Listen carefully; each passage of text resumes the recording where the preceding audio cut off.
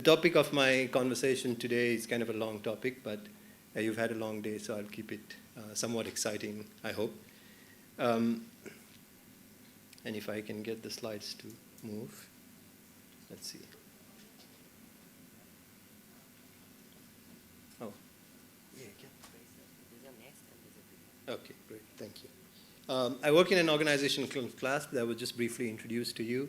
We are an international nonprofit. We work on advancing the mission of energy efficiency and clean energy across the world. In India, over the last decade and a half, we've had the privilege of partnering with the Bureau of Energy Efficiency and several other stakeholders in these two areas.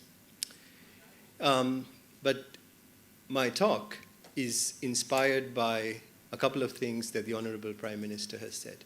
So I'm responding to his call for pro-planet people. Reduce, reuse, and recycle. And I framed my conversation today basically around two comments that he made that struck out to me. One was, environment can be protected by making changes in our lifestyle. And the second was, climate change goes beyond just policy making. So let me start with that, and I'll focus in this part on reduce. Oops. So this is the first section I'd like to open with. The environment can be protected by making changes in our lifestyle. This was the remarks by the Honorable Prime Minister in Gujarat a couple of months ago, and it's really the essence of at least of this section that I would like to frame my conversation. Okay. So energy efficiency and conservation, you've heard those words many, many times during the course of the day. They are elements of the same coin, but they are related, but they mean somewhat different things. And it's important to understand the distinction between these two because it does frame our overall response. Number one, efficiency is really a process by which you do more with less, right? You need the lights on, you use a more efficient light. You need cooling in your house with a fan or an air conditioner, you use a more energy efficient cooling, a fan or a refrigerator. And one way to do it is Mr. Kumar pointed out earlier, the DDG from Bureau of Energy Efficiency, you look at the star labeling program. So that's a little bit different from conservation. And this is the theme that you've heard repeatedly, is simply about doing less.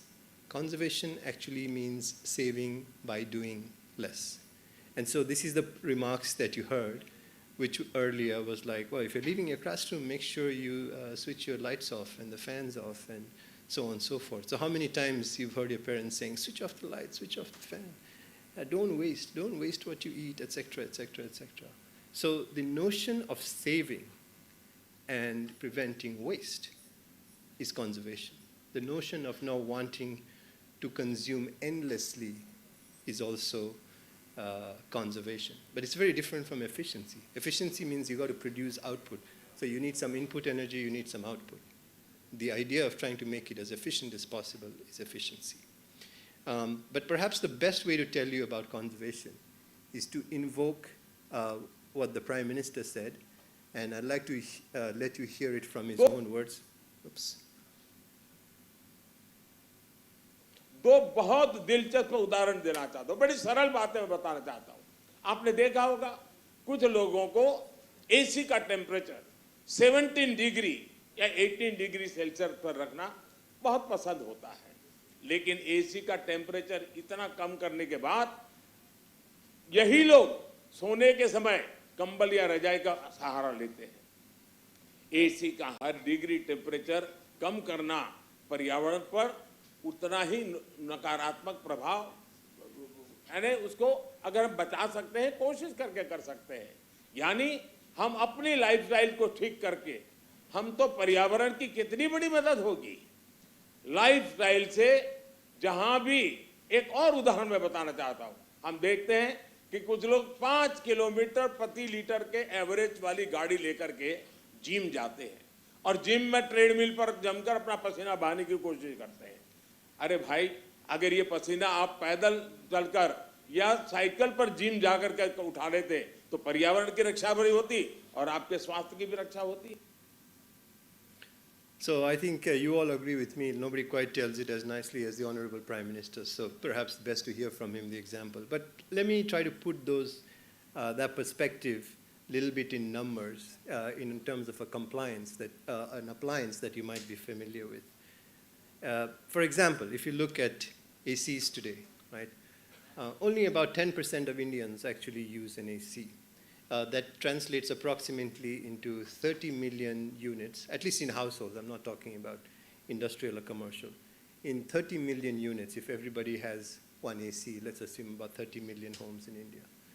By contrast, if you look at other countries in the world, Korea, Japan is at 90, China is at 60. Actually, China today is probably closer to 80. That's a slightly older statistic. So what does that mean? Obviously, Indians also need access to an AC, and as our income grows, as it gets hotter and warmer, we need ACs in our house just to manage the heat.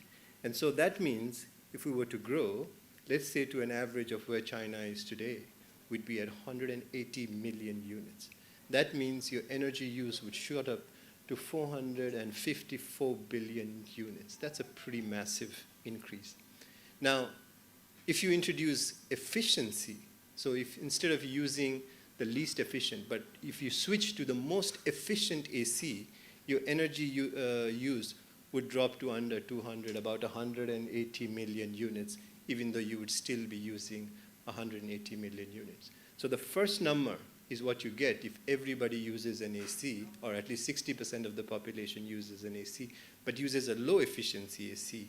But in the second case is where everybody uses the most efficient AC. So you can see the reduction. But the question to ask yourself is in the next slide.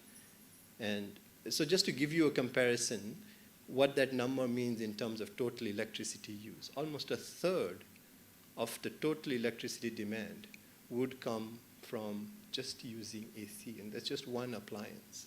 So it's a pretty big number how much appliances can drive overall electricity demand. So the question you have to ask yourself is, there's two aspects, right? We all need an AC, many of us need an AC. And the second is we still use the most efficient AC, so from an efficiency point of view. But can the world really afford this growth? And to put that in perspective, if 180 million units of AC were adopted in India, it would lead to 300 million units of CO2 emissions every year. India's reduction target for CO2 emissions is 1 billion. So a third of the increase of emissions would come from there. But that's without efficiency. If you did efficiency, so everybody got the most efficient 5-star AC, you would be at about 180 million units. So, it's a lot lower, but it's still quite a significant increase in emissions. That's CO2 per year annually. So it would contribute quite significantly to climate change. So put that in perspective now, and you can see, how we make choices with efficiency and conservation combined. So as consumers, we go to shops, we look at all the ACs, and we say, okay, so my first choice is to buy an energy efficient, an AC, and you buy that. That act of purchasing an energy efficient AC, because you've made that choice, is a behavior response, right? You are choosing to buy the most efficient AC, and that is conservation. The fact that you use it, every day in your house, office, whatever the case may be, is energy efficiency. You're using an efficient AC. And so, for example, that would save you about 51%. It would be 51, the emissions and energy use would be 51% lower. But that's not it. The question is, what else could you do as a lifestyle change? What else could you do in the way you use an AC? So, for example, if you were to set, sorry. If you were to set a slightly higher temperature on your AC, let's say to 24 degrees, instead of 18 or 19 degrees, as the Prime Minister said earlier, you would save about 24 to 30% lower. Emissions and energy use would be significantly lower if you were at 24 or 27. Second is, could you use your AC more smartly by using other types of cooling, for instance, by combining it with a fan, etc., then your energy use and emissions associated with P is also far lower. And then there's lots of other things that you could do, like passive cooling, which is some of the speakers alluded to earlier, like how you do your roofs, how you do your windows, all of those. So even though you have an AC and it's helping you provide some benefits from the heat and making life much more bearable, there's a lot you could do. And those are the lifestyle changes we're talking about that needs to be introduced. It's not just about going to buy an energy-efficient AC. It's about buying an energy-efficient AC, but combining it with other activities that allow you to do it. The problem is, how do you get everybody to do it? Like, it's easy to say, right? Switch off the lights. How many times have you said it? How many times have you forgotten? How many times have you not cared? How many times have you wasted food? How many times have you forgotten to left the tap on? Like, it's very easy to say, oh, do all of these things, but it's very difficult to actually do it. And so the question today, the rest of the presentation I want to focus on is how you get these activities. How do you engage everybody to do these things? And what I wanted to pick out for you is that we absolutely need this balance between growth and environment. So first of all, if there's absolutely no question that many people in India will need access to reasonable cooling, like whether an AC or a fan. Just a few years ago, there was a report that suggested 17,000 people in India die every year from heat waves. Last year, we saw record heat waves. There is a loss in agricultural productivity. But at the flip side is, as 180 million people get ACs, 180 million households get ACs, the amount of energy use and emissions growth is going to be very, very high. So how do we balance this? And the idea of conservation is to balance the need to own of these things, but at the same time use it more sustainably. That's the question, right? But how? How do we get people to switch off the lights? How do we get them to set the AC temperature higher? How do we get people to not waste food? Whatever it is that we're doing, how do we get them to do it?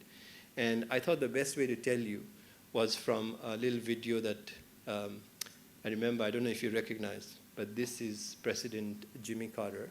He was President of the United States from 1977. And at that time, the United States was going through a tremendous energy crisis.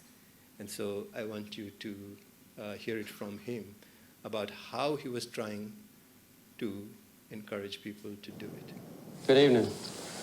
Tomorrow will be 2 weeks since I became president. On February 2nd, Carter addressed the nation in a fireside chat on energy. The country had been through an oil scare in 1973. To head off a new crisis, Carter appealed directly to Americans to rally around a new program. All of us must learn to waste less energy.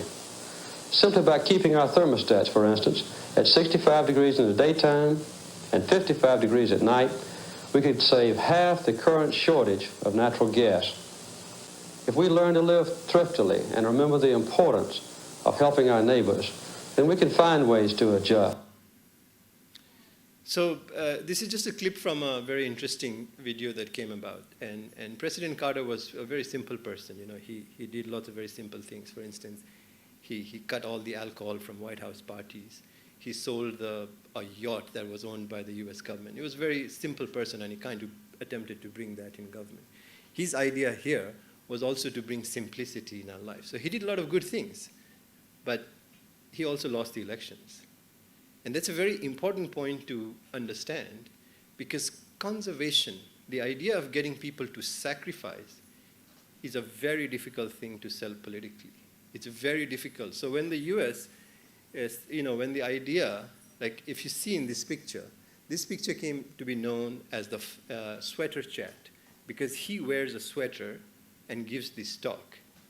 And in the US, when Ronald Reagan ran against him, he mocked the fact that Americans had to wear sweaters in the house in winter. Like, are you crazy? Like, who's going to make that sacrifice?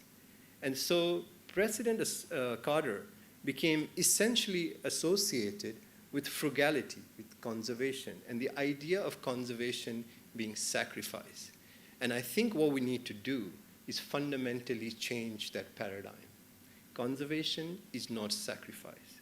You want people to own an AC, but you want them to use it wisely, smartly, and that's the transition to make. It's a very difficult question. How do you motivate people to do that? How can governments engage with people to do that? But that is centrally at the heart of this question. So let me move that as a cue to the next slide, which is, as I said, it's very difficult for governments to regulate conservation. How do you get government to say, don't switch off the lights when you're done? Don't waste the banana. Don't leave the tap on. Like, government can't regulate it. Our grandmothers can shout at us, but governments can't regulate it. Like, we can be afraid of God because of certain spiritual things that leads us not to waste, but we can't fundamentally have government making rules that says you have to switch the tap on. It's very difficult to enforce.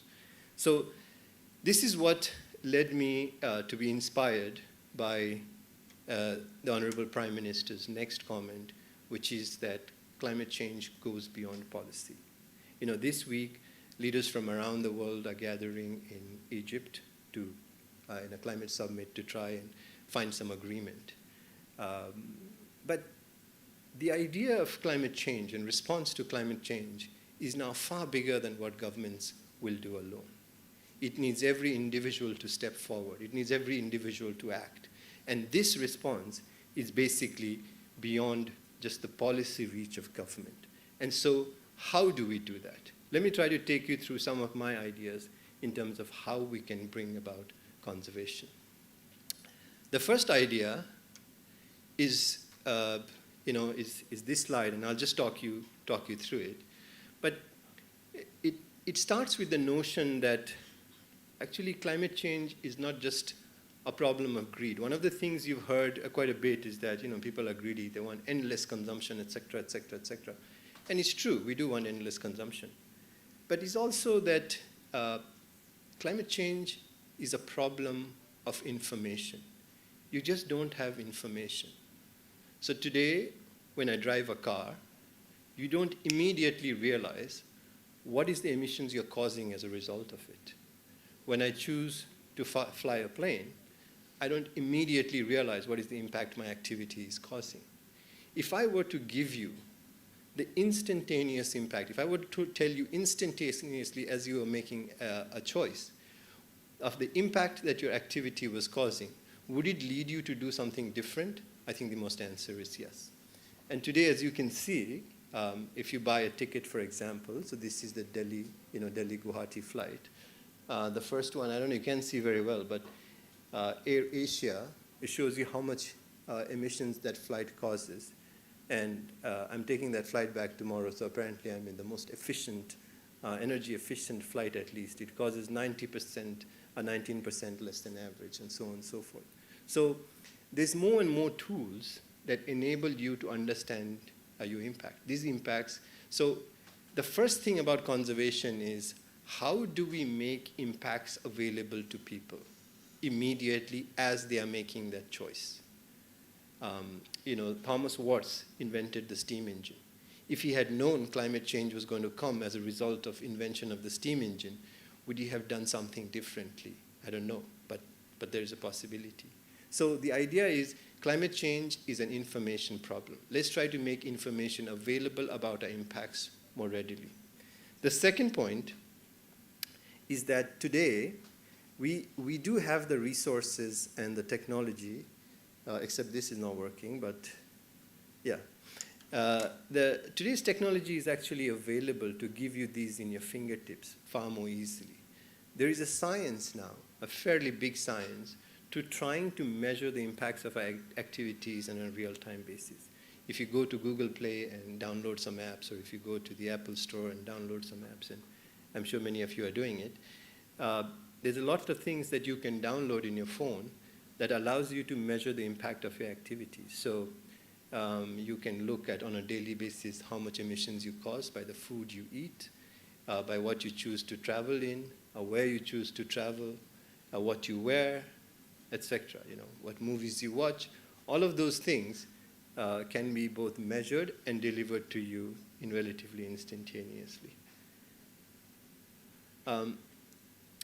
But even if many of us want to act, even if many of us are willing to act and undertake all of these activities, it's sometimes very easy to forget. You may be very well intentional. You may want to switch your lights off or switch the fans off, but a lot of times you just forget. And as Mr. Bomik said earlier, people get up at 5:30 and go and switch off the lights. But many of us are probably not that committed. Even though we like the principle, we don't want to get up at 5:30 to go switch off the lights. So there are also solutions for that now that is readily available today. So automation is one response, and it was very heartening to hear that, for example, there are a lot of sensors around the IIT Guwahati campus that allows you to immediately switch off lights through these motion sensors. This kind of technology is scaling quite significantly. So, for example, in India, by 2030, the estimate is that $63 billion will be the market share of such kind of home automation technology. And home automation can essentially deliver conservation for you without you having to remember to switch off the lights, or you having to remember to switch off the tap or the AC, or so on and so forth. And the resulting savings in energy use could be 15%, and the similar level of associated emission reductions would also be achieved. There are also several existing mechanisms that could be changed. So, for example, if you look, this is the power tariff structure of Assam, right? If you see here, you see that this was the point that was being discussed in the last session. Assam witnessed a little bit of an increase in power tariffs to household consumers last year. If you see, electricity tariff is broken out by amount you use. So if you use a small amount, you pay a smaller level. If you use a bigger amount, you pay. And the idea is essentially to capture, big users versus smaller users. So in small households, you pay less for electricity. In big households, you pay more per unit of electricity. But imagine how you could now change that if you wanted to introduce conservation. So, for example, could you introduce within that tariff structure a mechanism that allows you to be able to be compared with your peer group? So, for example, let's say I'm in the 300 to 400 kilowatt hour per month range. I'm paying a tariff associated with that.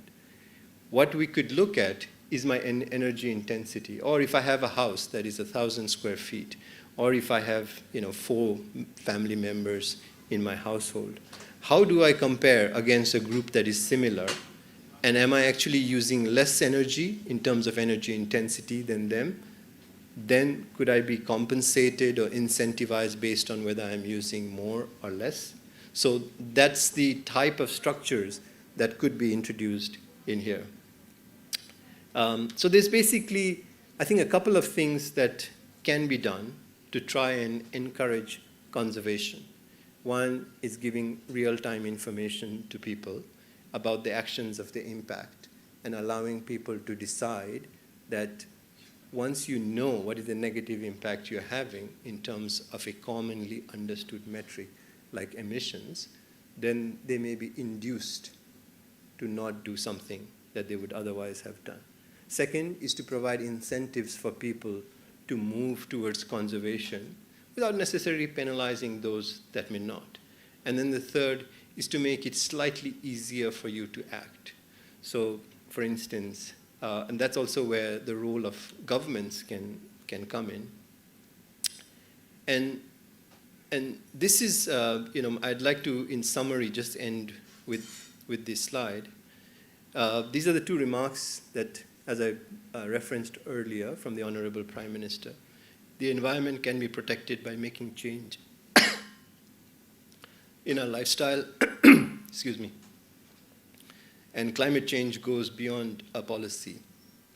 So if I were to summarize the essential points sort of resulting from this conversation on conservation, the first one is that individual action or conservation is critical. Like we don't have a choice now. Like it's a given, as Mr. Barua said earlier, it's a given. We have to do this. The question, of course, is how we induce people to do it. And this is where government policy cannot necessarily mandate us. It can't force us to do conservation, but it can make it easier for individuals to try to adopt conservation. And what are the three elements that might do that?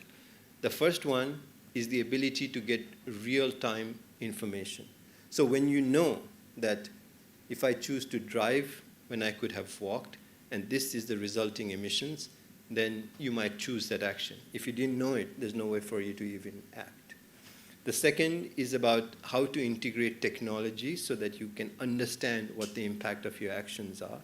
And then the third one is,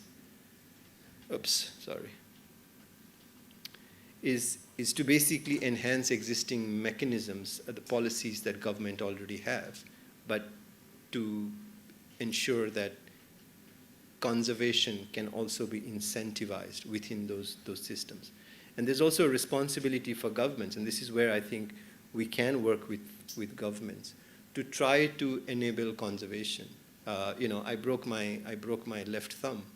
I broke the ligament in my left thumb because I used to cycle to most of my meetings. And it's tough to want to cycle to your meetings if you're afraid about somebody whacking you all the time. And so unless you have safer roads, it's pretty tough to get on a bike to go to your meetings. Unless you have good sidewalks, it's tough to walk on the roads. Unless you can, there's an easy way for you to undertake conservation, there's nothing we can do. And so I think one of the call to action in this is to also recognize that as individuals, we have the responsibility to work with our governments